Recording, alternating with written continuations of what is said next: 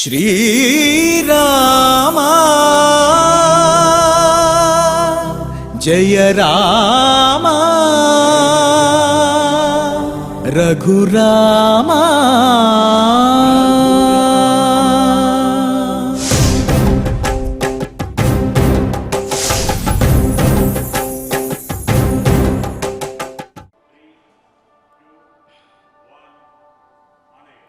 ओं नमो वेंकटेशाय।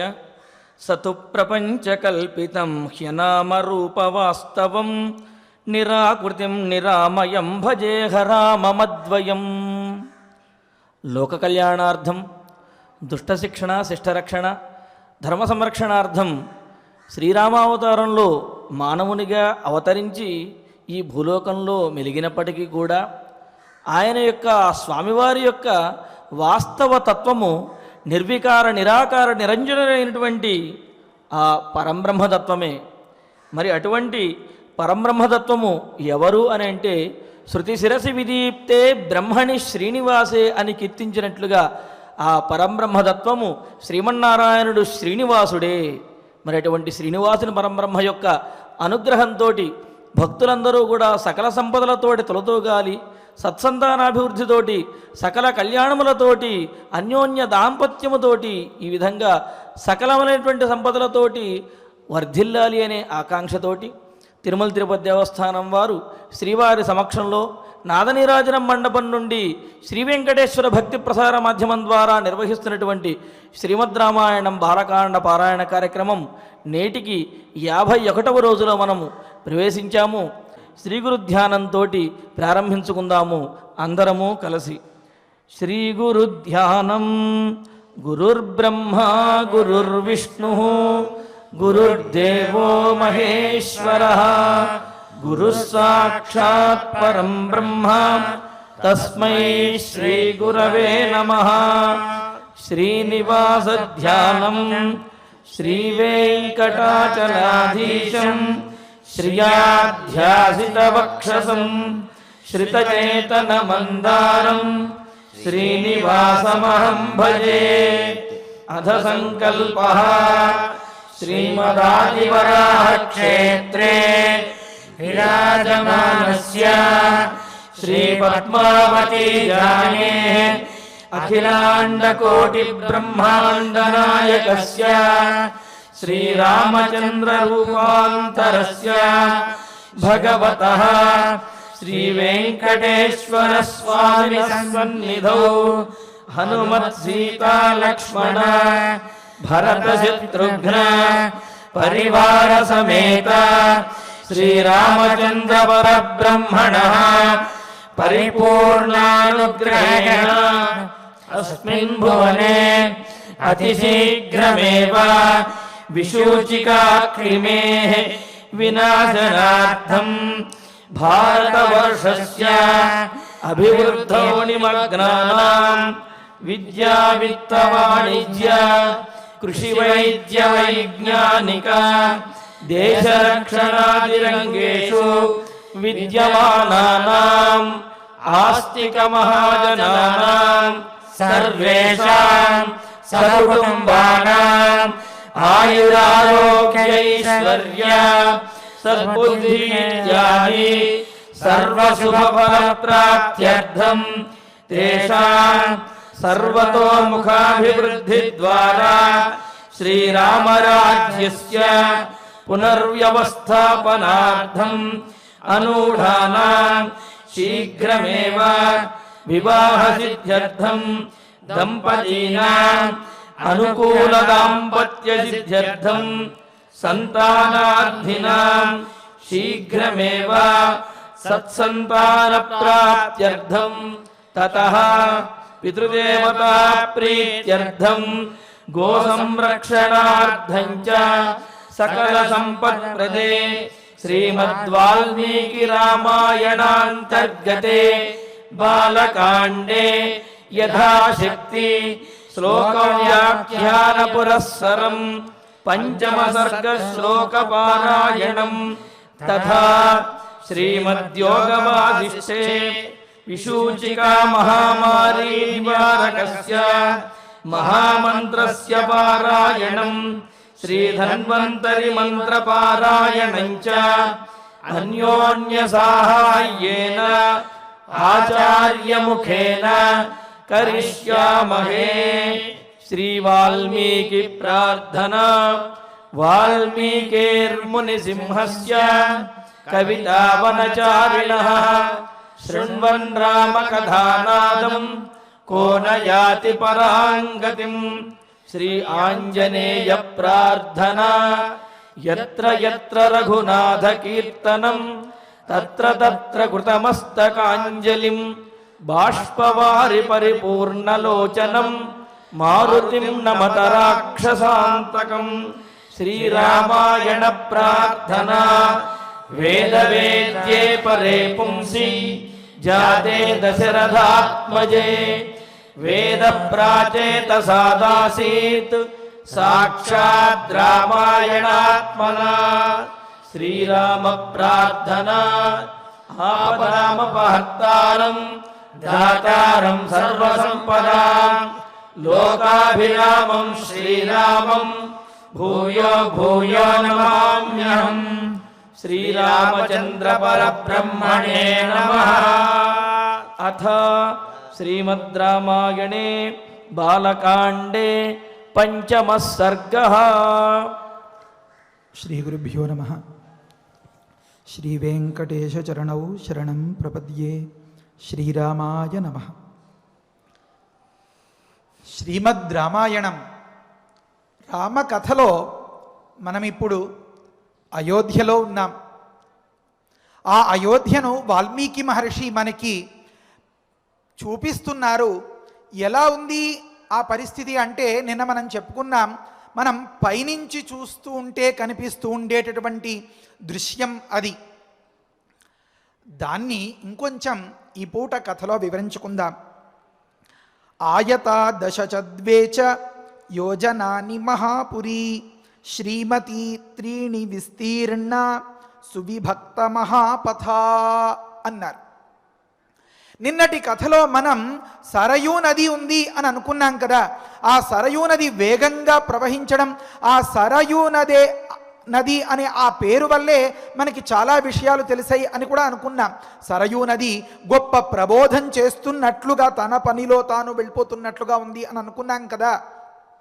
ఆ దృశ్యాన్ని మనం ఒక్కసారి పైనుంచి కనుక పరిశీలించినట్లయితే పొడవుగా ఉంది. ఆ సరయూ నదికి ఒడ్డున అంటే ఎన్ని వైపులా, ఇటువైపు అటువైపు రెండు తీరాల్ని వ్యాపించి ఈ అయోధ్యాపురి ఉందట. ఎంత పొడవుగా ఉంది అన్నారు అంటే ఆయత దశచ ద్వేచ అంటే 12 యోజనములు పొడవుగా ఉందట. ఆయామము అంటే పొడవు, విస్తీర్ణము అంటే వెడల్పు అన్నమాట. ఈ పొడవు యోజనము అంటే ఆమడ, మన ఇప్పటి మాటల్లో 8 మైళ్ళు అన్నమాట. కనుక 12 యోజనములు అన్నదానికి 96 మైళ్ళు అని మనం చెప్పుకోవచ్చు.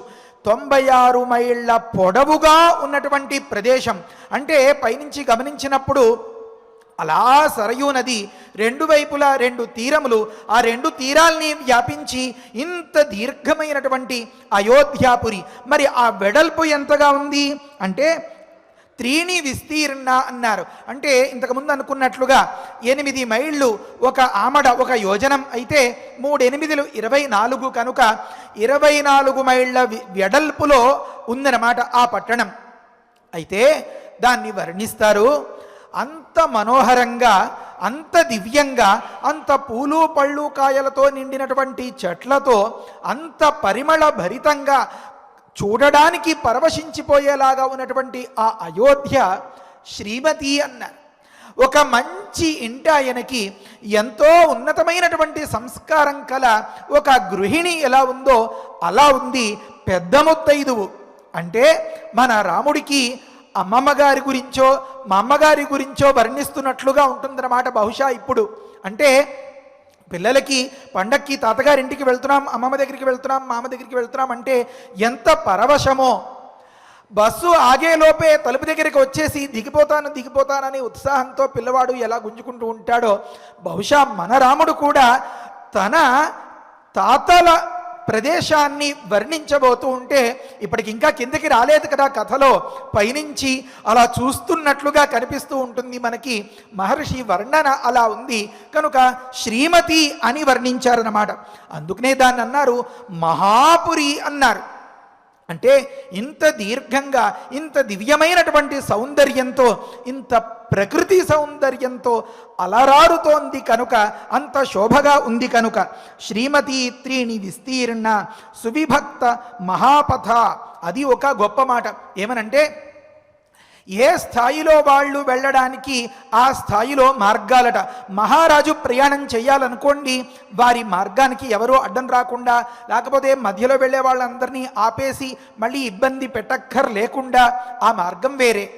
మరి ఒక రకమైనటువంటి వ్యక్తులు ఏదో రాజకార్యాల మీద వెళ్ళాల్సిన వాళ్ళు వెళ్ళాలంటే ఆ మార్గం వేరే. మరి ఎవరైనా రైతులు, కార్మికులు వెళ్ళాలంటే ఆ మార్గం వేరే. లేకపోతే పశువులు అవి సంచరించాలంటే ఆ మార్గం వేరే. అలా ఒకదానికి ఒకటి సంబంధం లేనట్లుగా సువిభక్తంగా విడివిడిగా. ఇందులో ఆంతర్యం ఏమి? ఒకరి వల్ల ఒకరి గమనం అడ్డుపడిపోకుండా ఉందన్నమాట ఆ మార్గముల యొక్క శైలి, ఆ తీరు, పద్ధతి. కనుక విభక్త అంటే విడివిడిగా ఉన్న, సువిభక్త అంటే బాగా విడివిడిగా ఉన్న పథములు. పథ అంటే మార్గము, మహాపథ అంటే పెద్ద పెద్ద మార్గాలన్నమాట. అంటే ఏదో ఇరుకు సందుల్లోంచి అయోధ్య ప్రజలు ఇబ్బందులు పడుతూ వారి నడవడి సాగించక్కర్లేదు అని చెప్పడం తాత్పర్యం అన్నమాట. కనుక ఈ విధమైనటువంటి విస్తృతములైనటువంటి మార్గములతో ఇంత పొడవుగా, ఇంత ఒక అందమైన ఆకారమా అన్నట్లుగా తక్కువ వెడల్పులో ఆ సరయూ నదికి రెండు వైపులా ఉన్నటువంటి ఆ మహాపురి, గొప్ప పట్టణం అయోధ్య. ఎటువంటిది? నిన్న మనం అనుకున్నాం, బ్రహ్మ విష్ణు మహేశ్వరులు సైతం దీనిని ధ్యానిస్తూ ఉంటారు. అబ్బా ఏం పట్టణమయ్యా అది, అక్కడ నివాసం ఉంటే, దాన్ని చూస్తే, దాన్ని తలుచుకుంటే అని సంతోషపడుతూ ఉంటారు అని. అలాగే 7 తలుచుకున్నంత మాత్రం చేతనే పాపాలని పోగొట్టి మోక్షాన్ని ఇచ్చేసేలాంటి పట్టణాలు ఉన్నాయి అని అనుకున్నాం కదా. అయోధ్య, మధుర, మాయా వాటిలో మొట్టమొదటిదైనటువంటి అలాంటి అయోధ్యను మహర్షి ఇలా పరిచయం చేశారు. కనుక శ్రీమతి సిరిగల పట్టణం అది. ఇంకొక తాత్పర్యం చెప్తారు. ఏమనంటే సాయంకాలం అయితే చాలు ఇంటింట రత్నకాంతులు, దీపాలు, బయట అక్కడక్కడ అవసరమైన చోటల్లా తైల దీపాలు, వీటితో పగలా లేదా పున్నమి రాత్రుల్లా అనిపించేలాగా ప్రతి రాత్రి అంత ధగధగధగధగా జిగేల్మనిపోయేలాంటి ఆ మణుల కాంతులతో నిండిపోయి ఉంది కనుక దానికి సిరికల నగరము అని చెప్పడం కోసం శ్రీమతి అనే మాటను చెప్పారట. అలాంటి అయోధ్యను తలుచుకుంటూ ఈ శ్లోకాన్ని పారాయణం చేసుకుందాం. ఆయత ఆయత దశచద్వే చ యోజనాని మహాపురి శ్రీమతి త్రీణి విస్తీర్ణ సువిభక్త మహాపథ ఆయత దశచద్వే చ యోజనాని మహాపురి శ్రీమతి త్రీణి విస్తీర్ణ సువిభక్త మహాపథ రాజమార్గేణ మహతా సువిభక్తేన శోభిత ముక్తపుష్పావకీర్ణేన జలసిక్తేన నిత్యశః. ఆ రోజులు, ఆ వాతావరణం, అప్పటి ప్రయత్నాలు, ఏర్పాట్లు అసలు తలుచుకుంటేనే ఎంతో రమణీయంగా ఉంటుంది. మహారాజు గారు ఎందులో ప్రయాణం చేసేవారు? రథాల్లో ప్రయాణం చేసేవారు. మన మహారాజు దశరథుడు. మరి ఆ రథాలు ఎంత వేగంగా వెడతాయి? రథాల్ని లాగేవి ఏవి అంటే గుర్రాలు కదా. మరి గుర్రపు డెక్కల వల్ల రేగినటువంటి ఆ దుమ్ము, ఒక రథం వెళ్ళిన తర్వాత కొంతసేపు అంతా అయోమయం అయిపోయేలాగా ఆ దారి అంతా మూసుకుపోయి అలా ఉంటే పక్క వాళ్ళందరికీ కష్టం. ఇంకా చెప్పాలంటే మీరు గమనించండి, కొంత బాగా దుమ్ము ధూళితో నిండిపోయిన మార్గాల్లో ఆ చెట్లన్నీ కూడా దుమ్ము పట్టేసి ఉంటాయి, ఆ పూలన్నీ కూడా దుమ్ము కొట్టుకుపోయి దుమ్ము రంగులోకి వెళ్ళిపోయి ఉంటాయి. మరి మన అయోధ్య ఎలా ఉందిట? అలా లేదు. వెనకాల వచ్చే వాళ్ళకి కష్టాన్ని కలిగించకుండా ఒక మహారాజు వెళ్ళినప్పుడు ఆ గుర్రపు డెక్కల వల్ల రేగినటువంటి ఆ దుమ్ము, ఆ రథం యొక్క వేగానికి గాలిలోకి లేచినటువంటి ఆ ధూళి అంతా అణిగిపోవడానికి వెంటనే అక్కడ జలసేచనం చేసేస్తూ ఉంటారట. మీరు గమనించండి, ఇప్పుడు కూడా ఎక్కడైనా స్వామివారిని ఊరేగింపుగా తీసుకొచ్చేటప్పుడు ఆ రోడ్లన్నీ కూడా ఒక్కసారి ఆ నీటితోటి నీళ్లను చల్లి ఒక ప్రక్షాళనం చేస్తూ ఉంటారు. దానిలో 2 తాత్పర్యాలు: ఒకటి స్థలశుద్ధి అవడం, 2 అక్కడ దుమ్ము ఎగిరి మన స్వామి మీద పడకుండా ఉండడం. కనుక ఈ రకంగా వెనకాల వచ్చే వాళ్ళకి ఏ కష్టాన్ని కలిగించకుండా రేగినటువంటి దుమ్ము మళ్ళీ నేల మీదగా ఉండి దారి అంతా స్పష్టంగా, అంటే ఏ ధూళి లేకుండా ఉండేలాగా జలసేచనం చేస్తూ ఉంటారట ఆ అయోధ్యలో, ఆ రాజమార్గాల్లో. అంతేకాకుండా ఈ రాజమార్గం ఎంతవరకు ఉందండి అని ప్రశ్నించారు. మహతా రాజమార్గేణ అని చెప్పారు వాల్మీకి మహర్షి. అంతేట ఈ 96 మైళ్ళగా ఉంది, లేకపోతే 24 మైళ్ళు ఇలా అడ్డంగా విస్తరించి ఉంది అని అనుకున్నాం కదా. ఈ కొలతలో మొదలు నుంచి నగర పొలిమేర్లలో నుంచి అని అన్నమాట, ఈ మొదలు నుంచి చిట్ట చిగురు దాకా వ్యాపించి ఉందట ఈ రాజమార్గం. ఇంతటి రాజమార్గం మనకి ఎప్పుడు కనిపిస్తుంది? మనం పైనుంచి చూస్తేనే కనిపిస్తుంది. అంటే మహర్షి మన దృష్టిని పైన నిలిపి ఒక్కసారిగా ఇదిగో చూడండిరా అన్నట్లు అనిపిస్తోంది అన్నమాట. అలా ఒక పుష్పకం ఎక్కించినట్లుగా శ్రీమద్ రామాయణాన్ని మనల్ని ఎక్కించి అలా తీసుకెడుతున్నట్లుగా కనిపిస్తుంది ఈ వాతావరణం. ఆ సందర్భంలో మొదలు నుంచి చిగురు వరకు ఉన్నటువంటి విస్తరించి ఉన్న రాజమార్గాలతో నిండి ఉంది ఆ మహాపురి. అంతేకాకుండా సువిభక్తేన శోభిత, ఆ మార్గాలు ఒకదానితో ఒకటి కలిసిపోయి ఈ ట్రాఫిక్ సిగ్నల్స్ ఇవన్నీ ఇప్పటి పరిస్థితుల్లో ఉన్నాయే, అవేవీ లేని పరిస్థితుల్లో ఎవరి మార్గంలో వాళ్లే వెళ్ళగలిగినంతటి, అంటే ఎంత తెలివితేటలు, ఎంత ఆలోచన, లేకపోతే ఒక పట్టణ నిర్మాణానికి సంబంధించి వారు తీసుకున్న జాగ్రత్తలు మనకి ఇక్కడ కనిపిస్తాయన్నమాట. కనుక సువిభక్తములైనటువంటి రాజమార్గాలతో నిండి ఉంది అది. ఆ తరువాత ఇంకొక మంచి మాట, జలసిక్తేన నిత్యశ అన్నప్పుడేమో నిత్యము అనుక్షణం ఏ విధమైనటువంటి ఆటంకం కలగకుండా జలసేచనం చేస్తూ ఉంటారు అని ఒక తాత్పర్యం. అలా అంత విస్తరించి ఉన్న రాజమార్గం అది ఎక్కడ? సరయూ నదికి అటు ఇటూతా ఉన్నటువంటి నగరం అది. ఆ నగరంలో నిత్యము జలసేచనం చేస్తూ ఉంటే, అంటే ఆ మార్గాలన్నీ స్పష్టంగా ఏ దుమ్ము కొట్టుకుపోకుండా ఉంటే, ఆ మార్గాల్లోట ఎవరో కావాలని చేసినట్లుగా ఒక పెళ్ళికొడుకు వస్తుంటే, పెళ్ళికూతురు వస్తుంటే, లేకపోతే వారిని తీసుకొస్తూ ఉండేటప్పుడు వాళ్ళని సెలబ్రేట్ చేయడం కోసం, వాళ్ళని సంతోషపరచడం కోసం, ఆ ఉత్సవాన్ని జరుపుకోవడం కోసం మన వాళ్ళు ఏ ప్రయత్నం అయితే పూలు పరిచి చేస్తూ ఉంటారో, ఈ అయోధ్యలో ఏ పౌరుడు ఏ మార్గంలో ఎక్కడ ఎప్పుడు అడుగు పెట్టినా ఎవరో కావాలని పూలు పరిచినట్లుగా ఉన్నాయట ఆ మార్గాలన్నీ. ఇక్కడ మనం పెద్ద పెద్ద కల్పన అనుకుంటామేమో, ఏదో తోచింది కదా అని చెప్పేసేమో అని భ్రమ అనిపిస్తుందేమో. కాదు కాదు, ఒక మంచి వివరణ చెప్తున్నారు.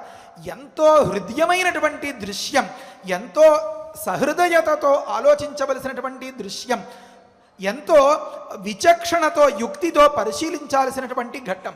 ఏమనంటే, అప్పటి మార్గాలు రోడ్డుకి అటు ఇటు కూడా మంచి పూలతో నిండినటువంటి చెట్లతో ఉండేవట.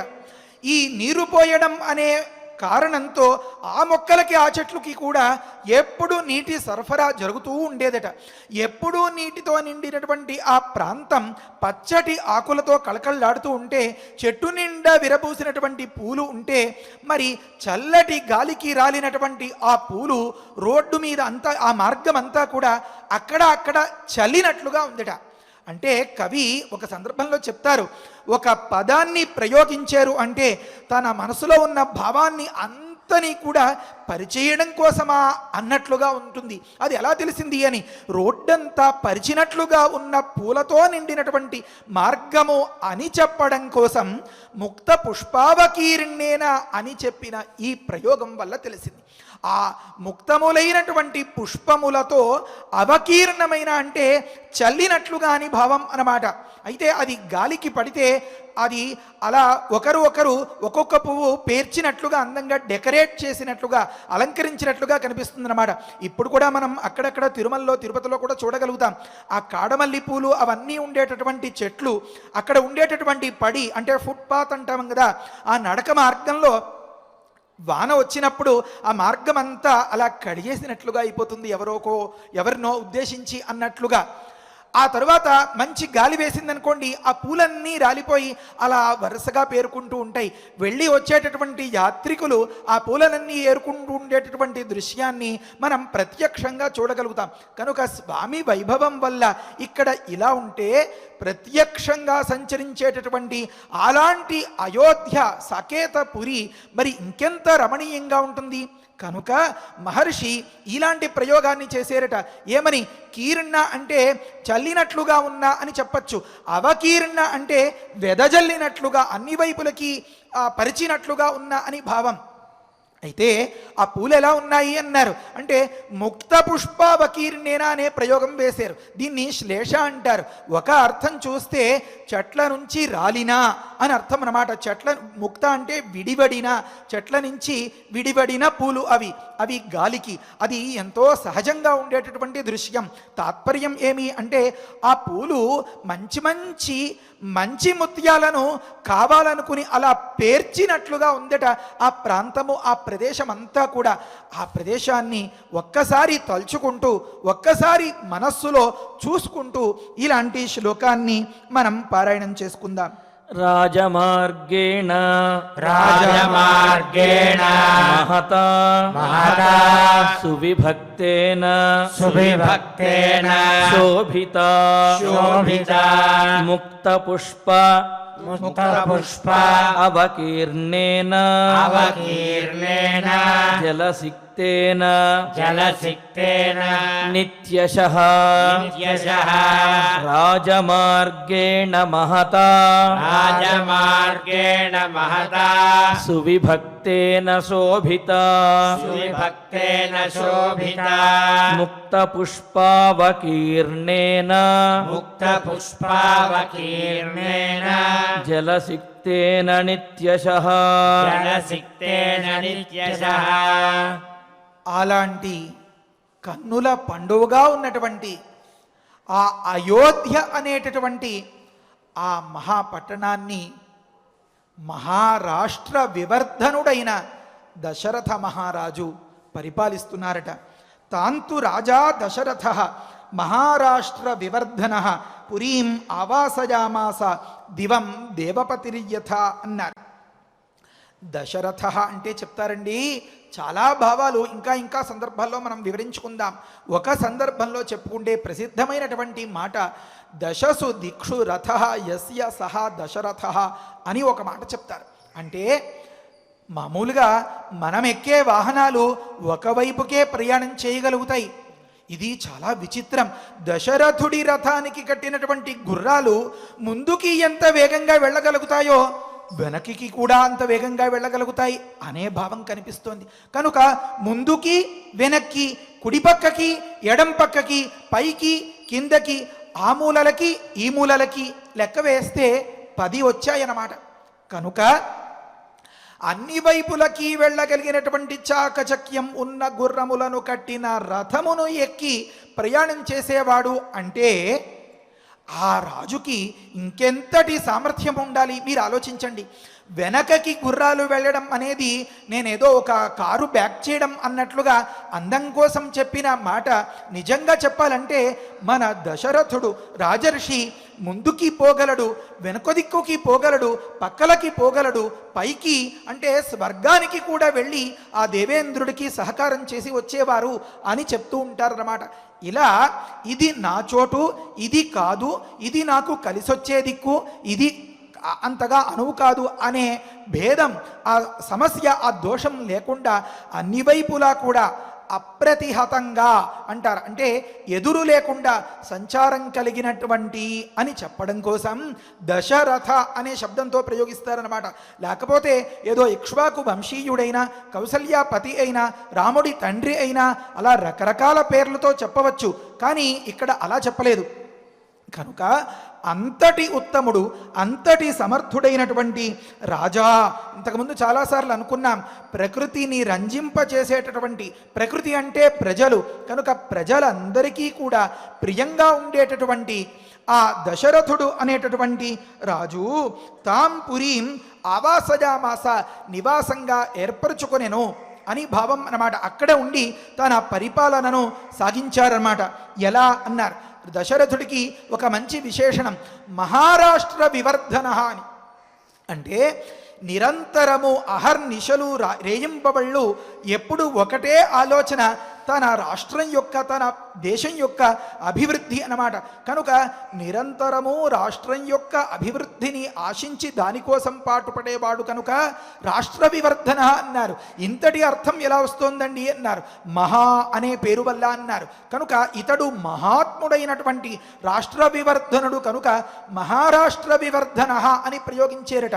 అంతేకాదండి, ఇంకొక తాత్పర్యం ఏమనంటే, ఇంతటి మహనీయుడు పరిపాలించేటటువంటి బ్రహ్మ విష్ణు మహేశ్వరులు సైతం ఆశపడి ఆరాటపడేటటువంటి ఈ అయోధ్యాపురి ఉందే, ఇది మహారాష్ట్రము కనుక ఇంతటి ఉత్తముడు తప్ప దానిని పరిపాలించలేడు కనుక అతడు మహాత్ముడు అనే మాట చెప్పకనే తెలిసిపోతోంది. మరి ఇప్పుడు మనం చెప్పుకోవలసిన మాట ఏమి అంటే, ఇంతటి అత్యద్భుతమైనటువంటి మంచి సుందర దృశ్యములతో ప్రకృతి యొక్క రామణీయకతతో నిండినటువంటి ఆ మహాపురి కనుక మహారాష్ట్రము అని రాష్ట్రం దగ్గర ఈ మహాశబ్దాన్ని అన్వయించుకోమన్నారు. కనుక అలాంటి మహారాష్ట్రమును అయోధ్యాపురిని వృద్ధి చేసేవాడు అని చెప్పుంటే ఒకలా ఉండేదేమో. వివర్ధన అన్నారు, వివిధ రకములుగా అభివృద్ధి చేసేవాడు, అంతేకాదు విశేషంగా అభివృద్ధి చేసేవాడు అనే తాత్పర్యాన్ని ఇచ్చేలాగా మహర్షి మనకి దాన్ని అందించారన్నమాట.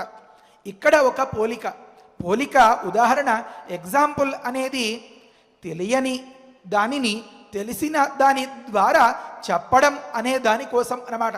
అందుకనే దాన్ని ఉపమానం అన్నారు. దాన్ని మహర్షి చాలా అద్భుతంగా చెప్తారు. ఎలా అంటే, దివం దేవపతిర్యథ అన్నారు. దివం అంటే స్వర్గమును, దేవపతి అంటే ఎవరు, దేవేంద్రుడు ఎలా నివాసంగా ఏర్పరచుకుని దాన్ని అంతనీ కూడా పరిపాలిస్తున్నాడో అని తాత్పర్యం. దివం అంటే ఏమనండి అంటే, దీవ్యతి ఇది ద్యౌహు అని ఒక వ్యుత్పత్తి చెప్తారు. ఇలా దివు క్రీడా విజిగీష వ్యవహార ద్యుతి స్తుతి మోద మద స్వప్న కాంతి గతిషు అని ఒక ధాతువుకి, అంటే ధాతువు అంటే మన వాడుక మాటలో రూట్ అంటూ ఉంటారే అదన్నమాట. అలాంటి దాన్ని ఒకదానిని ఎన్ని అర్థాల్లో ప్రయోగించవచ్చో మహర్షులు, మహానుభావులు, వైయాకరణులు మనకు అందిస్తారు. ఆ అన్ని అర్థాల్లో కూడా ఈ దివము, స్వర్గము అనే దానికి ఆ భావాన్ని చెప్పి సార్థకం చేస్తారు పెద్దలు. అందులో కొన్ని మనం అనుకుందాం. ఎప్పుడు వెలుగుతూ ఉండేది అని తాత్పర్యం ఒకటి. దేంతో వెలుగుతూ ఉంటుంది? ఆనందం వల్ల కలిగినటువంటి ముఖకాంతులతో వెలుగుతూ ఉంటుందన్నమాట. ఆనందం వల్ల కలిగినటువంటి ముఖకాంతులతో నిండిన దేవతలందరితో నిండి ఉంది కనుక వాళ్ళందరికీ కూడా అది ఒక గొప్ప క్రీడాగృహము అని ఒక మాట చెప్తారు. ఎప్పుడు సంతోషమే, సుఖమే తప్ప దుఃఖము అన్న మాటకు తావే లేనటువంటిది అని చెప్తారు.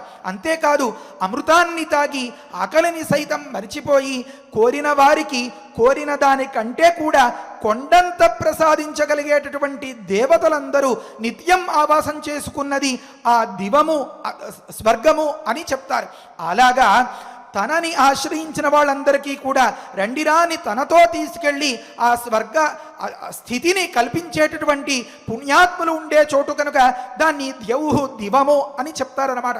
ఈ రకంగా ఎంతో పుణ్యాత్ములు మాత్రమే సంచరించగలిగేటటువంటి, సకలములైనటువంటి శక్తుల్ని అందిపుచ్చుకున్నటువంటి మహా తపస్సంపన్నులుగా రకరకములైనటువంటి పరమాత్మ యొక్క అనుగ్రహములను పొందినటువంటి ఆ దేవతలు ఎవరైతే నిత్యం నివాసం చేస్తూ ఉంటారో ఆ దేవతలందరినీ కూడా ఒక క్రమ పద్ధతిలో నడిపిస్తూ ఇప్పుడు వీరిని రక్షించాలి, వీరిని ఆదుకోవాలి, ఇక్కడ ఈ దుష్ట శిక్షణం జరగాలి, ఇక్కడ ఈ శిష్ట సంరక్షణం జరగాలి అని ఎలా అయితే ఒక మంచి సమర్థవంతుడైనటువంటి అధికారి దగ్గర ఆ చుట్టూతా ఉండేటటువంటి వ్యక్తిగత సేవకులు అయ్యా ఇక్కడ సంతకం పెట్టాలి, ఇక్కడ ఇది ఆమోదించబడాలి అని చెప్పి అలా పనులు చేయిస్తూ ఆ నిర్వహణ అంతా సక్రమంగా జరిగేలాగా చూస్తారో అలా మన దేవేంద్రుడు కూడా బ్రహ్మగారి దగ్గర, మహావిష్ణువు దగ్గర, పరమశివుడి దగ్గర ఇలాగా మిగతా దానికంటే కిందగా ఉన్నటువంటి దేవతలందరి దగ్గర కూడా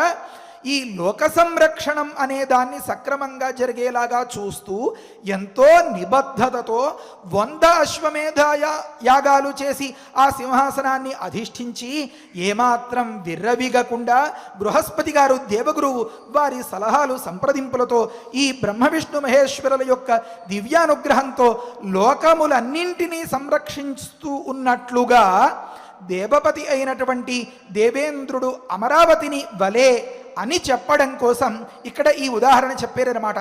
అలా మన దశరథుడు దేవేంద్రుడికి ఏమాత్రం తీసిపోకుండా ఈ ప్రజా పాలనమంతా సాగిస్తున్నాడు. ఆ అమరావతి స్వర్గం ఎలా ఉందో అది ఇక్కడ అలా ఉంది కనుక ఇది భూతల స్వర్గం అని చెప్పడం కోసం ఉద్దేశం అన్నమాట. తల అంటే పైన అని అర్థం. భూమి పైన ఉన్నటువంటి ఈ స్వర్గాన్ని ప్రతిపాదించే పరమ పుణ్యాన్ని ఇచ్చి మన పాపాల్ని పోగొట్టే ఆ అయోధ్యను పాలించే దశరథుడి గురించి చెప్పినటువంటి ఈ శ్లోకాన్ని మనం పారాయణం చేసుకుందాం. తాం తు రాజా దశరథః మహారాష్ట్ర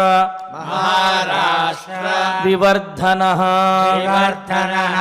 పురీం ఆవాసయామాస దివం దేవపతిర్యథా తాం తు రాజా దశరథః మహారాష్ట్ర వివర్ధనః పురీమావాసయామాస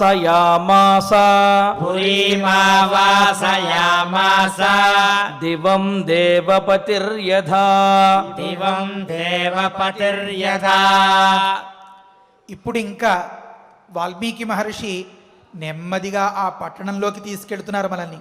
ఎందుకు ఇలా చెప్పుకోవాల్సి వచ్చింది అంటే ఒక్కొక్క ఇంటిని చూస్తూ ఉంటే అబ్బా అద్భుతమైన దృశ్యం. శ్లోకం గమనించండి. కవాట తోరణవతీం సువిభక్త అంతరాపణాం సర్వయంత్రాయుధవతీం ఉపేతాం సర్వశిల్పిభిః. పేరంటానికి పిలవదలుచుకున్న వాళ్ళు ఒక్కొక్క తలుపు కొట్టి ఒక్కొక్క గడపకు వెళ్ళి బొట్టు పెట్టి పిలుస్తూ ఉంటే ఆ ఇంటిని, ఆ ఇల్లాల్ని, ఆ పరిసరాల్ని చూసి ఎంత మురిసిపోతూ ఉంటారో. ఈ మొక్క ఎక్కడ తెచ్చారండి, ఈ పువ్వు ఎలా వస్తుందండి, దీని విత్తనాలు దొరుకుతాయా అండి అని ఏమాత్రం మొహమాటం లేకుండా తను వెళ్ళిన పని ఒక్కటే చక్కబెట్టుకుంటూ ఆ పరిసరాలన్నీ కూడా చూపులతో చక్కబెట్టేస్తూ తన ఇంటిని చక్కగా తీర్చిదిద్దుకోవడం కోసం ఆ సేకరణ చేస్తూ ఉండేటటువంటి తహతహలాడే ఆ పేరంటాళ్ళు తరుణులు ఉన్నారే, మనం అలా మారిపోయి ఒక్కొక్క ఇంటికి వెళ్ళి ఒక్కొక్క తలుపే తట్టి ఒక్కొక్క గడపలోకి తొంగి చూడబోతున్నాం అన్నమాట. ప్రతి ఇంట మంచి మంచి కవాటాలు అన్నారు. అసలు అంటే ఏది వర్ణించకుండా మొట్టమొదట కవాటం అంటే తలుపు అన్నమాట. ఈ తలుపుల్ని ద్వారాలనే వర్ణిస్తున్నారండి ఏమండి అన్నారు. అంటే ఒక ఇంటిలోకి అడుగు పెట్టగానే, ఇంటి దగ్గర అడుగు పెట్టగానే మొట్టమొదటి కనిపించేది తలుపే కదండి.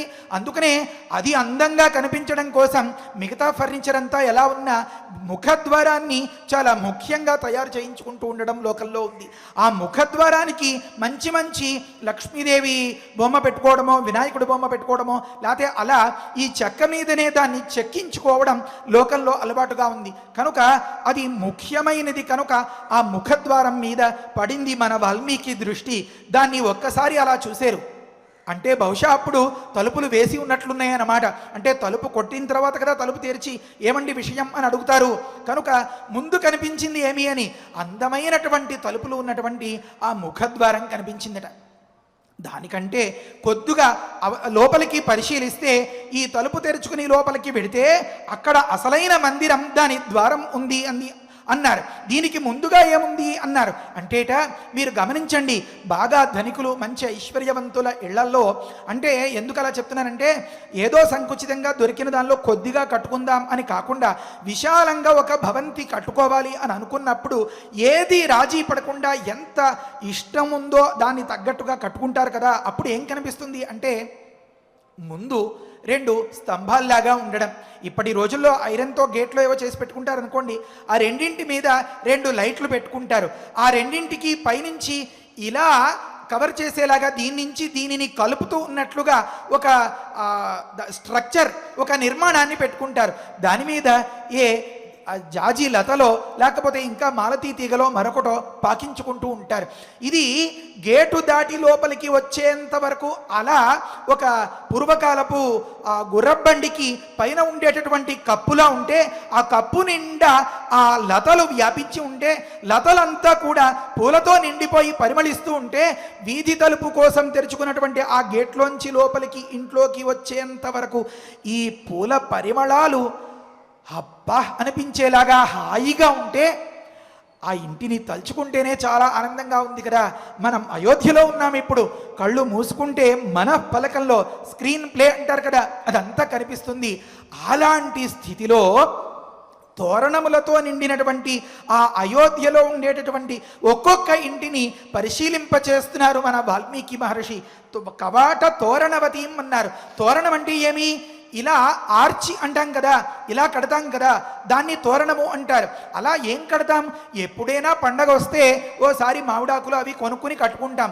మరి అది నిత్యం అలా ఉండిపోతే అబ్బా ఇంకెంత బాగుంటుంది. మరి తిరుమలలో స్వామి సన్నిధానంలో లాగా అంతమంది సేవకులు, అంత పరివారం రోజు దట్టంగా చిక్కగా ఆ పంచపల్లవాల్ని కట్టి అలా అంత అందంగా తీర్చిదిద్దగలుగుతారా మనకి? మరి అంటే అది నిత్యం ఆ పచ్చదనం అలా ఉండి ఆ పూలు నిండిపోయి అందంగా ఉండడం కోసం తెలివైన వాళ్ళు ఏం చేస్తారు? ఇటువైపు మొక్క వేసి దానిపైకి పాటిస్తారన్నమాట. అలా పాకించాలంటే మరి లతలు నిరాశ్రయ నశోభంతే, మరి ఉంటాయా? ఉండవన్నమాట. వాటి కోసం 2 స్తంభాలని పాతుతారట.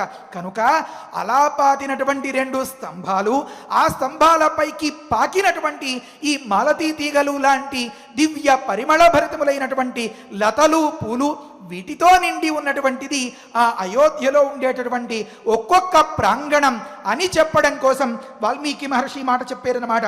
కవాట తోరణవతీం సువిభక్త అంతరాపణం. ఇంకొక దివ్యమైనటువంటి మాట ఏమనంటే అక్కడ ఆపణము అంటే వర్తకం, వాణిజ్యం, బిజినెస్ ఏరియా అన్నమాట. ఈ వ్యాపార స్థలాలతోటి నిండిపోయి ఉందట. ఆ రోజుల్లో వ్యాపారం అంటే ఏం జరిగేది అంటే రత్నాలు, మణులు, మాణిక్యాలు ఇవన్నమాట.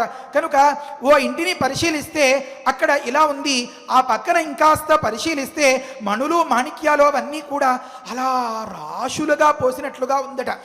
ఎందుకో అంత దాన్ని పెద్దది చేసి చెప్పారంటే చెప్తారు, వాణిజ్యవేత్తలు, వ్యాపారస్తులు అందరూ కూడా ఈ అయోధ్యలో నిజాయితీ ఎక్కువ అని అంతా ఇక్కడికి వచ్చేసారట. అంతేకాదండి, వ్యాపారం చేసే వాళ్ళకి, వర్తకులకి ఇంకొకటి కూడా ముఖ్యమైన ఆలోచనట. ఏమని?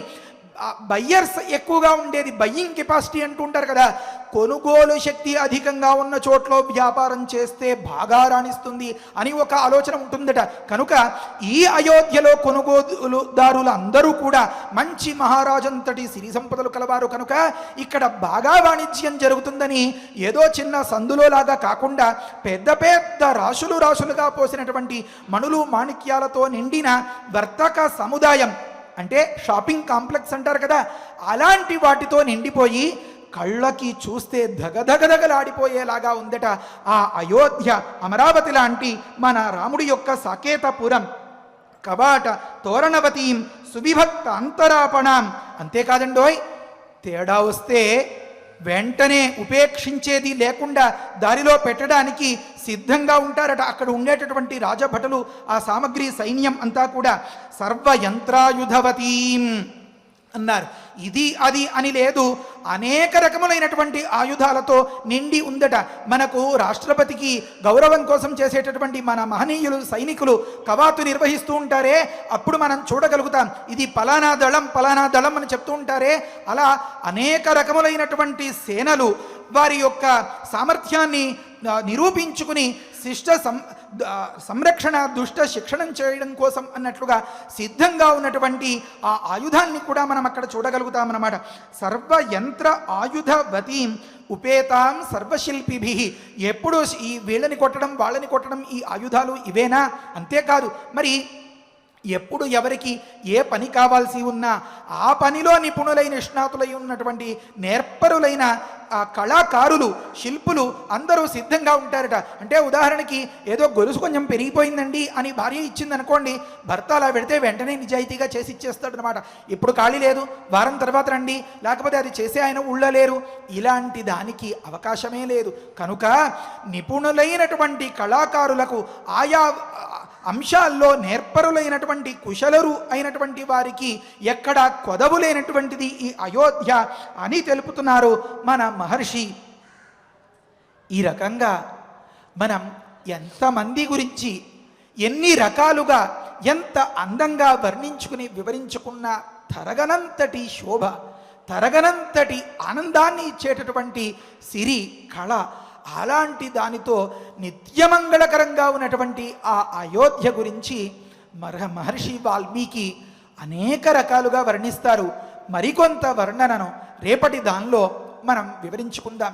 లోకంలో ప్రతి ఒక్కరికి కూడా అయోధ్యలో నివసించే వారికి రాముడు ఎలా అయితే తనతో పాటుగా మంచి ముక్తిని, మోక్షాన్ని, నిత్యం ప్రమానందాన్ని, వైకుంఠవాసాన్ని కల్పించాడో, అలా తన తాతగారి ప్రాంతాన్ని, తాను అవతరించబోయే తన పుట్టింటిని వర్ణించుకున్నందుకు గాను మనందరము చేసినటువంటి ఈ దివ్యమైన శ్రీమద్ రామాయణ కథోపాసనం అనే దానికి పరవశించి మనల్ని అనుగ్రహించి రక్షించుగాక. హరయే నమః. స్వస్తి. కవాటతోరణవతీం సువిభక్త అంతరాపణాం సర్వయంత్ర ఆయుధవతీం ఉపేతాం సర్వశిల్పిభిః కవాటతోరణవతీం సువిభక్తాంతరాపణాం సర్వయంత్రాయుధవతీం ఉపేతాం సర్వశిల్పిభిః. ఇప్పటి వరకు ప్రవచనంలో అయోధ్యానగరంలోని ప్రతి అణువణువుని వర్ణించినటువంటి వాల్మీకి యొక్క హృదయాన్ని ఆవిష్కరించారు ప్రవచనకర్తలు. మరి అటువంటి నగరములు మనకు కూడా నిర్మించబడాలి, అందరి ఇళ్ళు కూడా అయోధ్య నగరంలోని ఆనంద నిలయములలాగా ఉండాలి అని స్వామివారిని ప్రార్థిస్తూ ఈనాటి శ్లోకాలని మరొక్కసారి అఖండంగా పారాయణ చేద్దాము. ఆయతాదశ చద్వే చ యోజనాని మహాపురీ శ్రీమతి త్రీణి విస్తీర్ణ సువిభక్త మహాపథా రాజమార్గేణ మహతా సువిభక్తేన శోభితా ముక్త పుష్పావకీర్ణేన జలసిక్తేన నిత్యశః తాం తు రాజా దశరథః మహారాష్ట్ర వివర్ధనః పురీమావాసయామాస పురీమావాసయామాస దివం దేవపతిర్యథా దివం దేవపతిర్యథా కవాటతోరణవతీం కవాటతోరణవతీ సువిభక్తాంతరాపణాం సువిభక్తాంతరాపణాం సర్వయంత్రాయుధవతీం సర్వయంత్రాయుధావతీ ఉపేతాం సర్వశిల్పిభిః ఉపేతాం సర్వశిల్పిభిః ఇత్యార్షే శ్రీమద్ రామాయణే శ్రీమద్రామాయణే బాలకాండే బాలకాండే పంచమే సర్గే పంచమే సర్గే చత్వారః శ్లోకాః చత్వారః శ్లోకాః ఫలశ్రుతి నుండి మంగళాంతము వరకు మనందరము కలిసి పారాయణ చేసుకుందాము. ఫలశ్రుతి కుటుంబ వృద్ధిం ధనధాన్య వృద్ధిం స్త్రియశ్చ ముఖ్యా సుఖముత్తమం చ శ్రుత్వా శుభం కావ్యమిదం మహార్థం ప్రాప్నోతి సర్వాం భువి చార్థ సిద్ధిం. శ్రీరామచంద్ర పరబ్రహ్మణే నమః. అథ శ్రీమద్యోగవాసిష్ఠే ఉత్పత్తి ప్రకరణే ఏకోనసప్తతితమః సర్గః. శ్రీవసిష్ఠ ఉవాచ అథ వర్షసహస్రేణ తాం పితామహాయయౌ దారుణం హి తపస్సిద్ధ్యై విషాగ్నిరపి శీతలః మనసైవ ప్రణమ్యైనం సా తథైవ స్థితా సతీ కోవరః క్షుచ్ఛమాయాలం ఇతి చింతాన్వితాభవత్. ఆస్మృతం ప్రార్థయిష్యేహం వరమేకమిమం విభుం అనాయసీ చాయసీ చ స్యామహం జీవసూచికా. అస్యోక్త్యా ద్వివిధా సూచిః భూత్వా లక్ష్యా విశామ్యహం. ప్రాణినాం సహ సర్వేషాం హృదయం సురభిర్యథా యథాభిమతమేతేన గ్రసేయం సకలం జగత్. క్రమేణ క్షుద్వినాశాయ క్షుద్వినాశః పరం సుఖం ఇతి సంచింతయంతీం తాం ఉవాచ కమలాలయః. అన్యా దృశ్యాస్తథా దృష్ట్వా స్తనితా భ్రరవోపమం. బ్రహ్మోవాచ పుత్రి కర్కటికే రక్షః కులశైలాభ్రమాలికే. ఉత్తిష్టత్వంతు తుష్టోస్మి గృహాణాభిమతం వరం. కర్కట్యువాచ భగవన్ భూత భవ్యేశ స్యామహం జీవసూచికా. అనాయసీ చాయసీ చ విధేర్పయసి చేద్వరం. శ్రీవసిష్ఠ ఉవాచ ఏవమస్మితితా ముక్త్వా పునరాహ పితామహః. సూచికా సోపసర్గా త్వం భవిష్యసి విశూచికా. సూక్ష్మయా మాయయా సర్వలోకహింసాం కరిష్యసి. దుర్భోజనా దురారంభాః మూర్ఖా దుస్థితయశ్చ ఏ. దుర్దేశవాసినో దుష్టాః తేషాం హింసాం కరిష్యసి. ప్రవిశ్య హృదయం ప్రాణైః పద్మప్లీహాదిబాధనాత్. వాతలేఖాత్మికా వ్యాధిః భవిష్యసి విశూచికా. సగుణం విగుణం చైవ జనమాసాదయిష్యసి. గుణాన్విత చికిత్సార్థం మంత్రో యంతుమయోచ్యతే. బ్రహ్మోవాచ హిమాద్రేరుత్తరే పార్శ్వే కర్కటీ నామ రాక్షసీ. విశూచికాభిధానాసా నామ్నాప్యన్యాయబాధికా. తస్యాః మంత్రః ఓం హ్రీం హ్రాం ह्रां विष्णुशक्तये नमः ॐ ह्रीं ह्रां ह्रीं ह्रां विष्णुशक्तये नमः ॐ ह्रीं ह्रां ह्रीं ह्रां विष्णुशक्तये नमः ॐ नमो भगवते विष्णुशक्तिमेना ॐ हर हर नय नय पच पच मध मध उत्सादय उत्सादय दूरे कुरु स्वाहा हिमवन्तं गच्छ जीव सह सह सह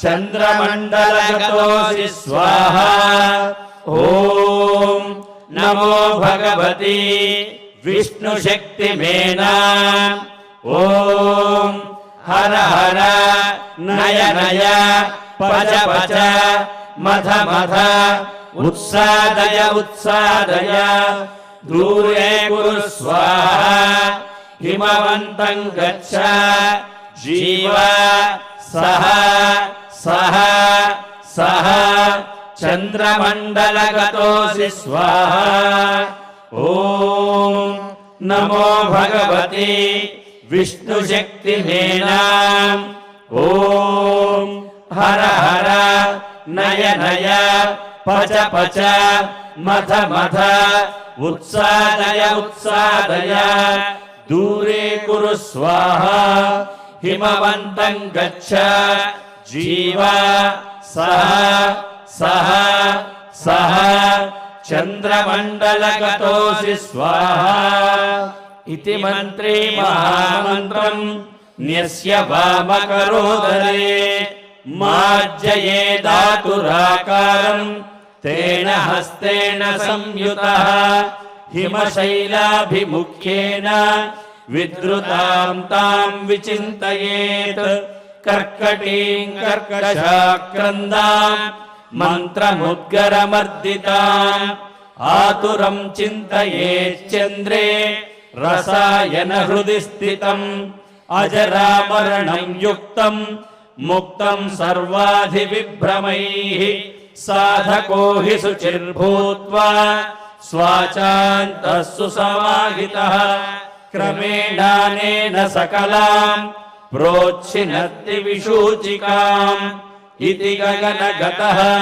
त्रिलोकनाथः गगनगसिद्धगृहीता सिद्धमन्त्रः गतः उपगतशक्रवन्द्यमानः निजपुरम् अक्षयम् आयम् उज्ज्वलश्रीः इति श्रीमद्योगवासिष्ठे उत्पत्तिप्रकरणे 69तमः सर्गः अथ धन्वन्तरिध्यानम् अच्युतानन्द गोविन्द विष्णो नारायणामृता रोगान् मे नाशयाशेषान् आशु धन्वन्तरे हरे आरोग्यं दीर्घमायुष्यम् बलं तेजोधियं श्रियम् स्वभक्तेभ्योऽनुगृह्णन्तम् वन्दे धन्वन्तरिं हरिम् धन्वन्तरेरिमं श्लोकम् भक्त्या नित्यं पठन्ति ये अनारोग्यं न तेषां स्यात् सुखं जीवन्ति ते चिरम् ॐ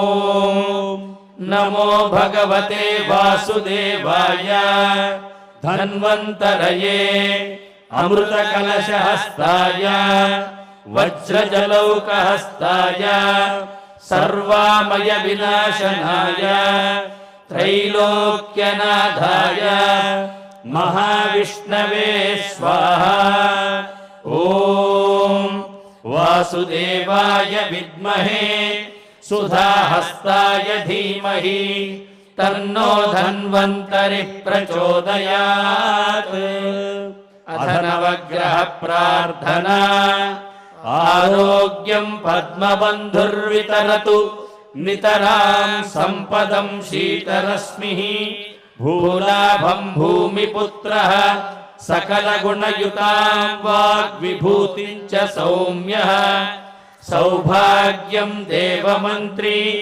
रिपुभयशमनं भार्गवः शौर्यमार्किः दीर्घायुः सैम्हिकेयः विपुलतरयशः केतुः आचन्द्रतारम् अरिष्टानि प्रणश्यन्तु दुरितानि भयानि च शान्तिरस्तु शुभं मेस्तु ग्रहाः कुर्वन्तु मङ्गलम् अध क्षमा प्रार्थना यदक्षरपदभ्रष्टम् मात्राहीनं च यद्भवेत् तत्सर्वं क्षम्यतां देव नारायण नमोऽस्तु ते अध भगवत्समर्पणम् कायेन वाचा मनसेन्द्रियैर्वा बुद्ध्यात्मना वा प्रकृते स्वभावात् करोमि यद्यत् सकलं परस्मै